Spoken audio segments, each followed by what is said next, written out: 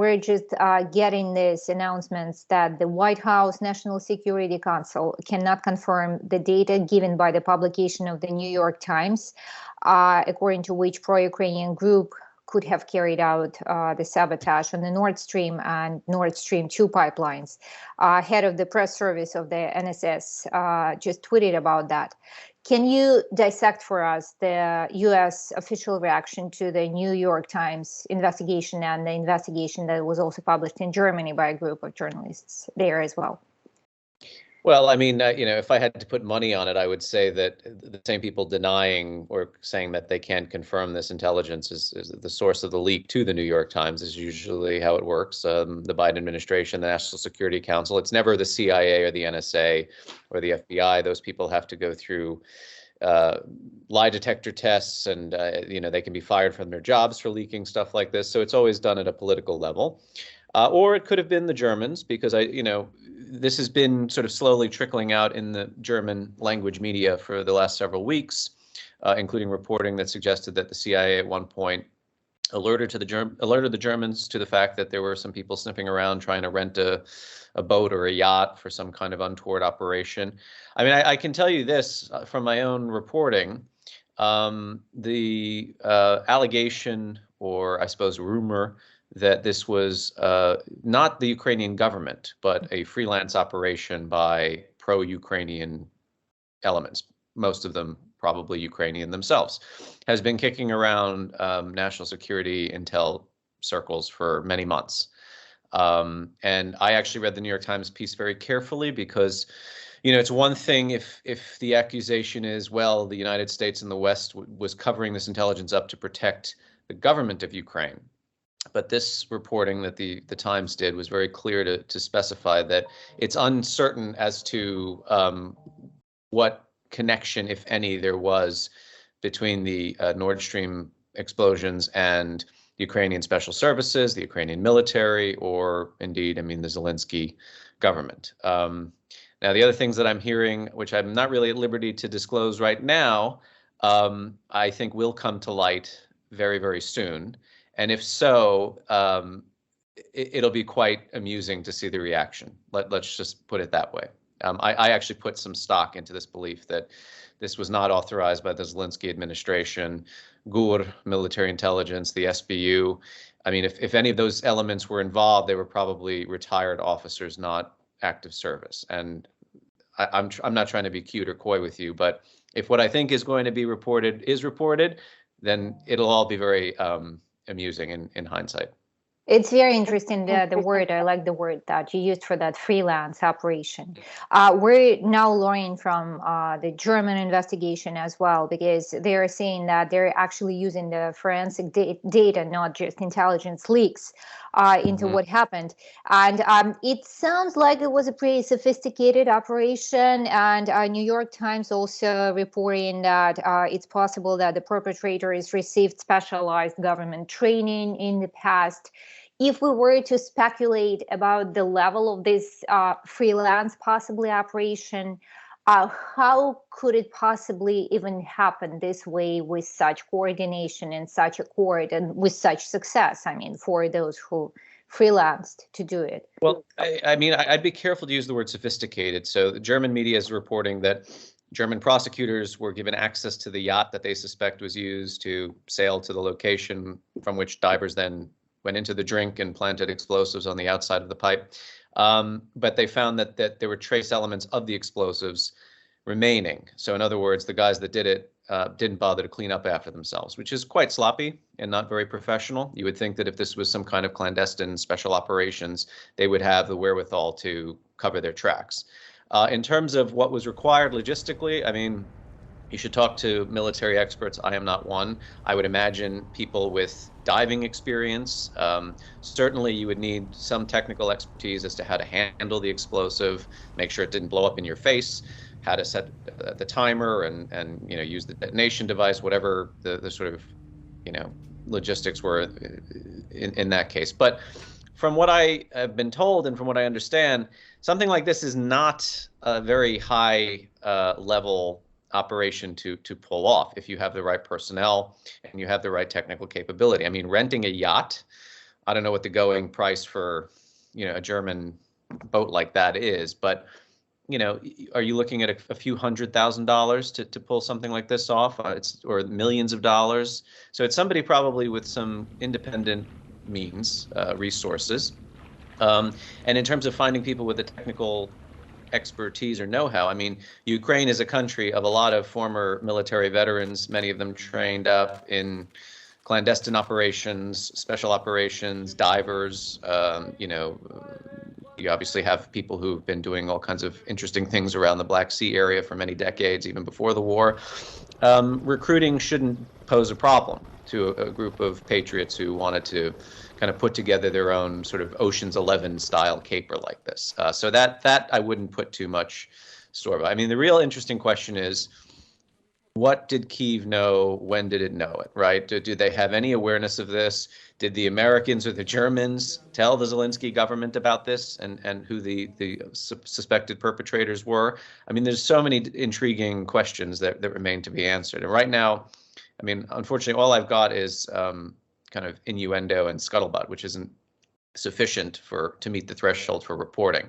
But what I'm being told is actually, no, there is some very earnest supposition that this was a freelance operation or a rogue operation, if you prefer. Michael, U.S. officials and intelligence agencies not acknowledge that they have limited visibility into Ukrainian decision-making. This is a quote from the New York Times article as well. It also says it has to do with a lot of operations against Russia linked to Kyiv. Could we possibly speculate that the leak to the New York Times could have been an attempt of Washington to warn the Ukrainian side against such enterprises or rogue actions in the future? You absolutely could read it that way. I would read it another way as well, which is that the Seymour Hersh article uploaded to Substack a few weeks ago, which only really gained traction at the Russian government level and then among a host of Russian agents of influence, useful idiots in the West, whatever term of art you want to use, didn't really penetrate the mainstream, with the exception, of course, of Tucker Carlson's show on Fox News. You could make the case that the United States felt that they needed to undercut this conspiracy theory that the U.S. and U.S. intelligence had anything to do with Nord Stream 2. Or I'm just trying to put my sort of creative hat on here. Cy Hersh it kind of does a favor to everybody, right?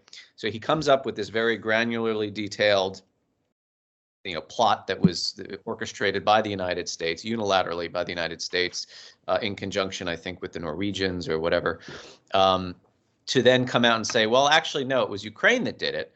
We had nothing to do with it. We didn't want them to do it, and they did it anyway, and it wasn't the government. This puts the Kremlin in a bit of a bind. I mean, the Russian mission to the UN invited a host of actors to essentially endorse the Seymour Hersh article. The Russians have demanded, an official response from the United States as a result of the article. So this kind of muddies the waters, as it were. Muddies the waters for Moscow, essentially. For Moscow, right. So now what is Moscow going to do? Turn around and say, oh, okay, so it was the Ukrainians, but the United States was involved. Well, that's not what Seymour Hersh alleged in his piece. So opportunistically, it's a good time to kind of get the truth out. And also, I have to say, I do believe that there was a reluctance to say anything about this in order to protect Ukraine and to ensure that security assistance remained, not just at the same level, but if anything, increased. And look at what's happened in the last few months since this operation. Late September was Nord Stream. You had German Chancellor Olaf Scholz kind of go through this dance with the Americans. Will we or won't we send main battle tanks, Leopards 2 to the Ukrainians? He agreed to do this in exchange for the Americans sending Abrams. We got Germany to sort of really climb over a massive hurdle of their own construction in terms of support for Ukraine. One could see this disclosure to the New York Times and now German media as very dangerous because it's going to upset the apple cart and the reaction in Berlin will be ferocious. But so far, what's interesting, the German defense minister came out and said, we're not prepared to comment. We're conducting our own investigation. And oh, by the way, this might have been a false flag to blame the Ukrainians. So again, injecting a little more skepticism and doubt into the conversation. Today it's announced, I think the Germans are sending, 18 Leopard 2s in conjunction with the Portuguese, which are sending their own. So we've seen a very undramatic reaction from Germany so far. And my hypothesis, slightly informed by sources I've talked to, is the Germans knew about all this already. They're conducting their own investigation. Obviously, they're leaking to their own press, right? So, I mean, we have prima facie evidence that they know what's going on. And, maybe Olaf Scholz is sort of sitting there quietly seething about it. I doubt the foreign ministry is, because it's controlled by the Green Party, which is on record having adamantly opposed Nord Stream 2 for many, many years. It considered it an act of Russian blackmail. It considers energy security to be weaponized by the Russian government. Nord Stream 2 also was a dead letter by this point, right? I mean, the plans to turn it online had been canceled. So as a dramatic statement, it's by far the most dramatic thing to happen in Europe as an epiphenomenon of this Russian invasion and war in Ukraine.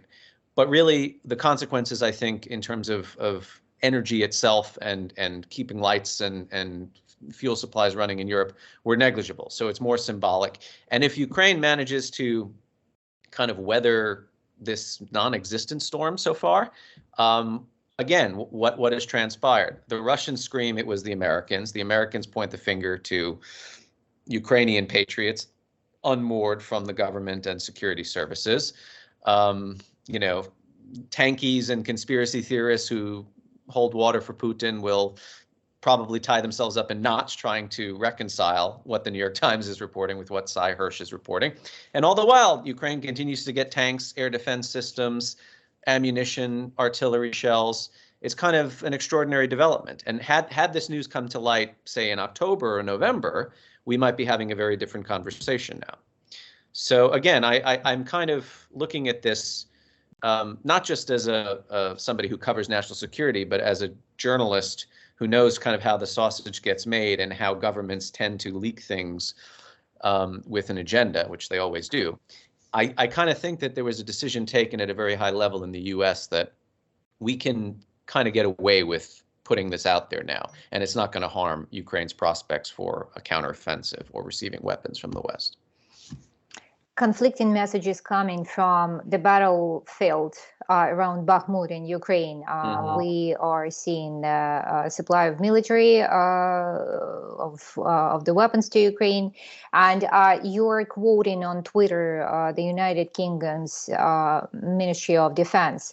It says Ukraine likely stabilized their defensive perimeter around Bakhmut. You go on quoting Stoltenberg saying that the city could fall within days. In the last few days, it's been very confusing to be hearing different sources, official sources, talking about Bakhmut. Could you unpack your understanding? Could you unpack the situation for us and what your understanding is of what this dancing around Bakhmut means for the campaign and what's going on? I mean, I myself am kind of confused, or I'm getting a great deal of contradictory information. I'm trying to drill down into why the decision has been taken to hold on to the city from the Ukrainian side, right? I mean, if Bakhmut should fall to Russian forces, this is not a game changer. This is not a seismic moment in the war strategically. It won't matter. Zelensky has given an interview to CNN to say, actually, it will matter because it will put Russia within striking or closer to striking distance to Kramatorsk and Slavyansk, which are places that cannot fall from the Ukrainian side. But what I found most interesting is I was talking to a source in Ukrainian military intelligence who told me the decision was taken at a very high level at the general staff, that all commanders agree the city is savable, that this can be resolved with the influx or the introduction of new combat and assault brigades. In other words, rotating out the defenders who have been there for months and are very tired, and they're running out of ammunition and out of supplies, injecting new forces to hold the city. And I was told explicitly that this is very much unlike the decision taken for Severodonetsk many months ago, where there were different opinions Some thought we can hang on to it in the face of overwhelming odds. Others said, no, it's a lost cause. And by the way, it costs us nothing if we withdraw. We'll save the lives of our own soldiers. In this instance, with respect to Bakhmut, I am told there's consensus. Now, I find that very fascinating, and I'm a little bit skeptical because the prevailing wisdom for many months has been there's a lot of daylight between President Zelensky and the Commander-in-Chief Zaluzhny about Bakhmut. Zaluzhny thinks this is stupid, we're wasting the best and brightest, and we're losing too many forces. Zelensky has insisted we hang on to the city. So I don't know, has Zaluzhny gotten on board with the Zelensky bandwagon with respect to Bakhmut? I know that the commander of the, the southern forces was there twice within the last week, coming back with a fairly optimistic appraisal of the situation. So your guess is as good as mine. This is what I've been hearing from Ukrainian sources and also just reading like yourself in open source. Michael, if we were to keep guessing, just a few days ago, the Ministry of Defense of the United States made a statement saying that Ukraine's withdrawal from Bakhmut will not mean that Russia is overturning the fight in its favor. So it kind of sounded like paving the way, at least in kind of in a PR way, for Ukraine to safely withdraw from Bakhmut. Do you feel that there is some kind of a discord between Washington's vision for Bakhmut and Ukraine's vision, Kyiv's vision for Bakhmut? Yes, and very much like the one between Zelensky and Zaluzhny I alluded to. I think the Americans think this is a waste of manpower, a waste of ammunition. I mean, there's another argument the Ukrainians have made, which is slightly more persuasive, which is the Russians are suffering far more casualties than the Ukrainians. The Ukrainians are suffering pretty severe casualties themselves. But I was given a figure, and again, make of this what you will. You can ask 5 different people, you'll get 8 different answers as to who's losing how many. But the figure I was given within the last 2 weeks, which apparently comes from the Ukrainian General Staff, is that the Russians are having 40,000 casualties per month. Now, casualties means not just killed in action, wounded in action, perhaps deserters, whatever. And the wounded in action tend to die because, especially if they have serious wounds, because medical intervention on the Russian side is almost non-existent. And you can read, the Wall Street Journal interviewed a Wagner operative who was captured by the Ukrainians and said, he was almost in traction in a Russian field hospital, but because he had use of his arm, the doctors sent him back into the field, right? So they're rotating forces way too quickly on the Russian side. And on the Ukrainian side, I was told it's about 10,000 casualties per month. Which that's all coming from Ukrainian sources, obviously. That's right. So if that's a ratio of 1 to 4, I think the logic would hold that the Ukrainians believe that they are bleeding the Russians white in Bakhmut. And keep in mind, it's not just Wagner fighters, many of whom are drawn from the ranks of Russian prisons, so Zeks who've been sent into the field, of which they're now said to be running out. And Prigozhin himself has said, we're running out of ammunition, the MOD is not supporting us, et cetera, et cetera. And this would make sense if you also believe, which Budanov, the head of GUR, has said, that there's going to be a counteroffensive in April and May. So in other words, the Ukrainians figure, let's take as many Russians out as possible in Bakhmut, such that in a few weeks or months' time, when we're ready to press the offensive around Zaporizhia and this kind of, further to the south, the Russians will not be able to hold the line as long or as capably. Now, again, I don't know if that's folly strategically or that's just wisdom. I suppose it will be seen. I do know that a lot of Ukrainians are quite upset about Bakhmut. They don't think that this is worth the cost in blood and treasure. And they do feel like, as I said before, the best and brightest of an entire generation is being sacrificed. So again, Michael, speaking about the statements from the Russian side, we heard from Prigozhin lately, and he said that they're getting short of ammunition and will have a hard time sustaining the momentum if the support is not going to be delivered soon. Do you feel that this is a true reflection of the situation or maybe some kind of a maneuver on Prigozhin's end? Well, we know that there's some discord between Prigozhin, not some, a great deal of discord between Prigozhin and MOD, and this has been brewing for many months. Prigozhin has been outspoken, along with Ramzan Kadyrov, in his contempt for Defense Minister Shoigu, his contempt for the Chief of General Staff, Gerasimov. So it was only a matter of time before the MOD decided to say, okay, Mr. Prigozhin, we're going to now starve and strangle your forces in the field. Wagner is out there taking credit. Prigozhin is making selfies of himself in Bakhmut, stood in front of World War II era tanks and so on. But the extent to which this is sort of just messaging versus reality, I'm a little bit unclear. And I think all of us are. So does this mean that, he's running out of Wagner fighters who will be, it's just human waves of attacks, right? I mean, they behave like zombies on the battlefield, not like ordinary men. They have no concern for their own well-being or safety, and they just kind of storm trenches and, in a manner that's completely wasteful, according to any military analyst. Does this mean he's running dry of fresh meat, as it were? No, not necessarily. And indeed, I mean, the Russians seem to be making more and more inroads into Bakhmut. So perhaps this is just Prigozhin's way of, again, trying to exacerbate that contradiction between his own private military company and the Russian Ministry of Defense.